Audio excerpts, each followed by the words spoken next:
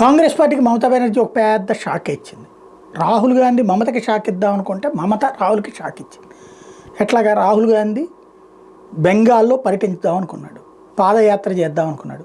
తద్వారా మమతా బెనర్జీ అక్కడికి వెళ్ళి మోడీకి వ్యతిరేకంగా తిట్టలేడు కదా, అక్కడ ఉన్న మమతా బెనర్జీ ప్రభుత్వానికి వ్యతిరేకంగా తిట్టడం, తద్వారా తన మీద ఒత్తిడి పెంచి రాహుల్ గాంధీని ప్రధానమంత్రి అభ్యర్థి అని చెప్పించుకోవాలన్నది ఆయన ప్రయత్నం. తీరా చూస్తే ఆవిడ ఇప్పుడు రివర్స్ అయిపోయింది. నెక్స్ట్ జరగబోయేటటువంటి బెంగాల్ ఎలక్షన్లో పొరపాటును కూడా కాంగ్రెస్తో పొత్తు పెట్టుకోం.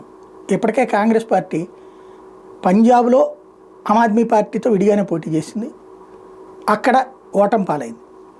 ఢిల్లీలో ఆమ్ ఆద్మీ పార్టీతో బెదిరించి విడిగా పోటీ చేసింది, ఓటం పాలైంది. ఇప్పుడు బెంగాల్లో సేమ్ పరిస్థితి.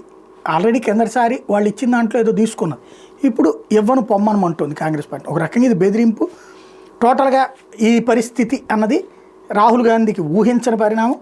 భారతీయ జనతా పార్టీ ఇది మనస్ఫూర్తి కోరుకుంటుంది. కాకపోతే మమత ఇట్లా మాట్లాడి చివరిలో మాత్రం కాంప్రమైజ్ అయ్యి 2 సీట్లు 3 సీట్లు ఇవ్వడం అట్లాంటివి కూడా చేస్తుంటుంది.